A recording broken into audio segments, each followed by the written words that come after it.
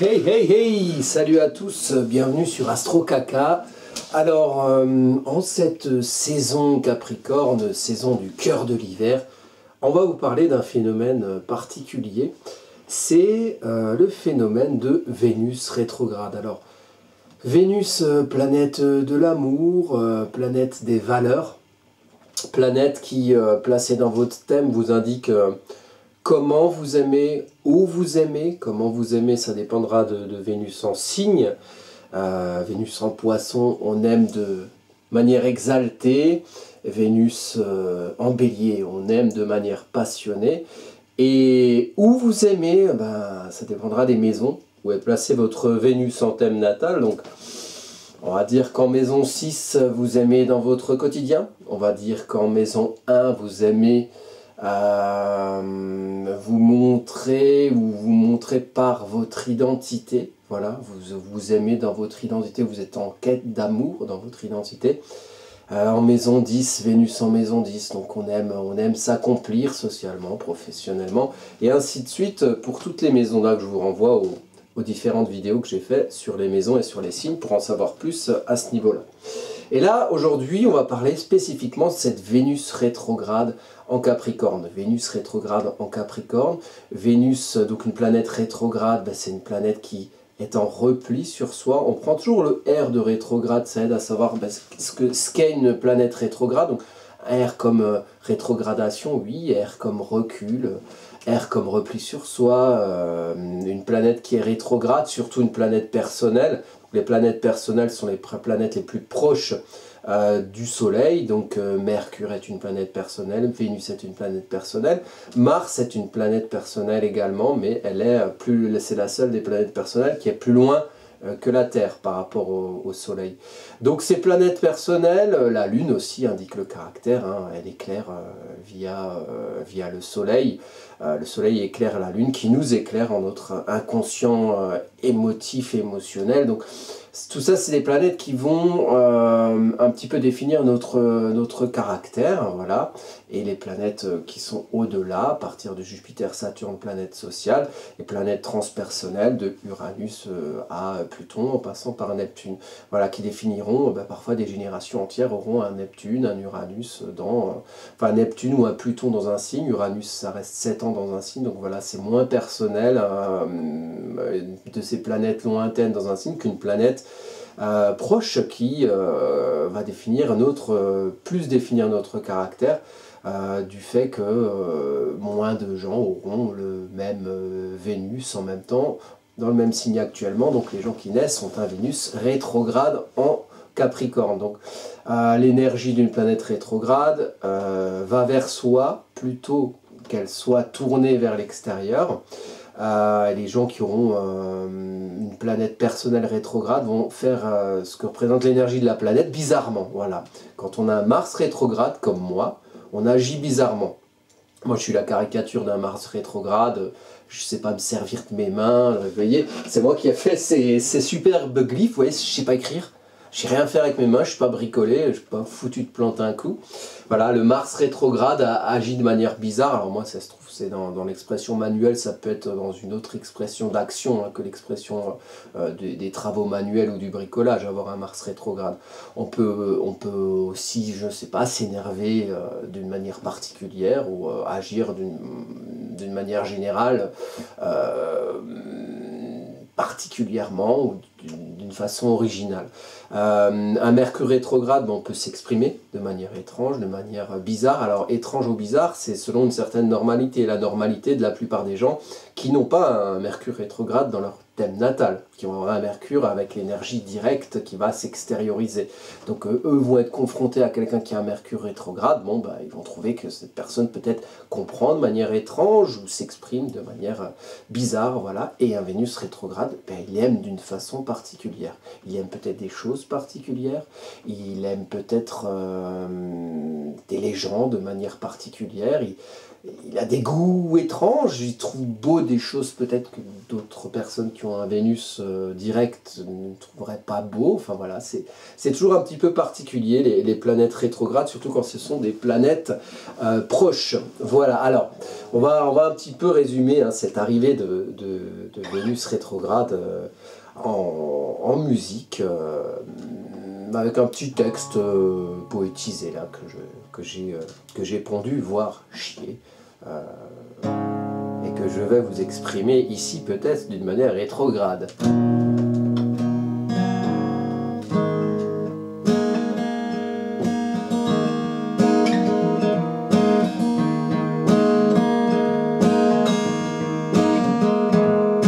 Intériorisation, la beauté se colore à l'énergie de Pluton, planète de la voile de fond, de ce qui creuse dans les zones d'ombre, jusqu'aux enfers de ces misères, les voir pour définir, puis les sublimer.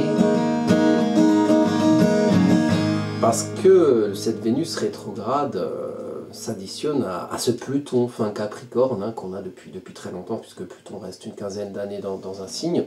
Donc cette Vénus rétrograde va éclairer cette transformation plutonienne. Donc Pluton, c'est la planète la plus éloignée du Soleil, symbolisée par Pluton ou Hadès, dieu des enfers, donc c'est quelque chose de sous-jacent, c'est une voile de fond.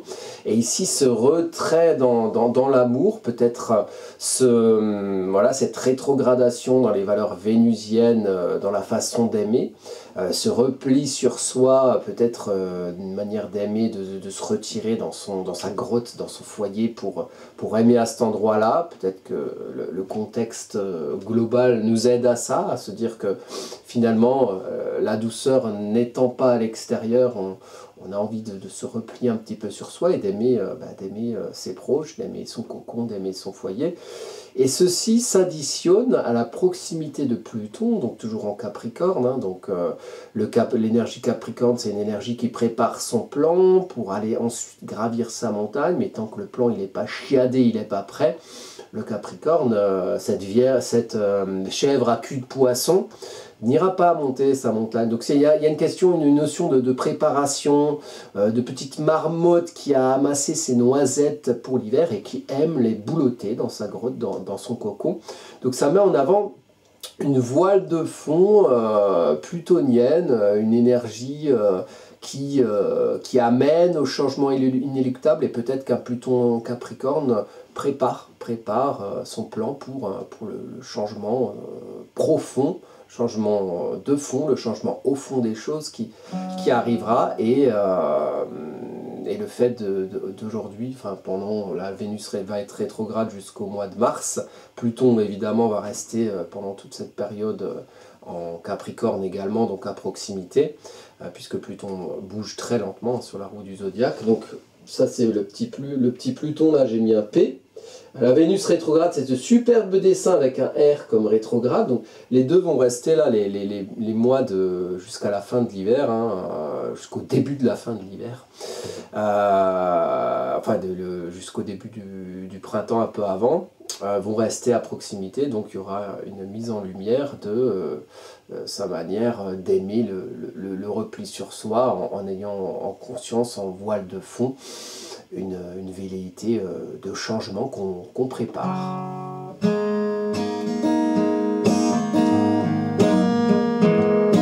La voilà, la renaissance, la transformation de ce qui nous encombre en ce qui nous refonde, de ce qui nous encombre en ce qui nous refonde.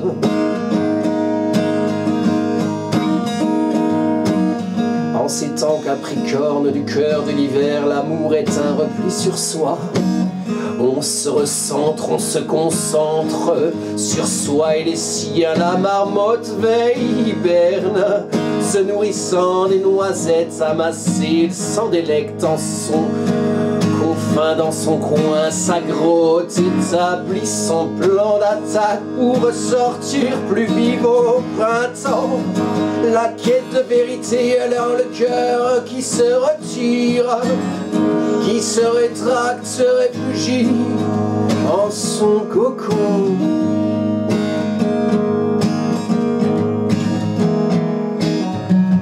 Après l'aspiration viendra l'expiration, et son partage n'en sera que meilleur.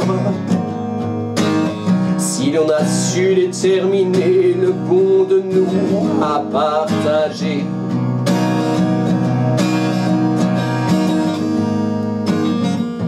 Ainsi nous apporterons au monde des aspirations collectives, notre petite touche personnelle, qu'elle soit notre meilleure.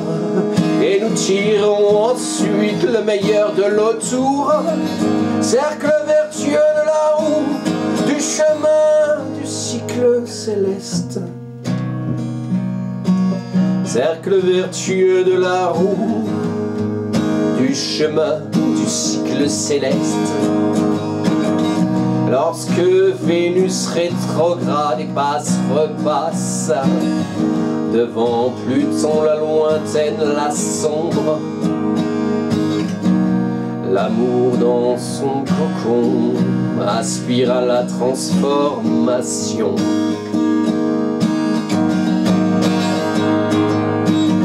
L'amour en son cocon aspire à la transformation.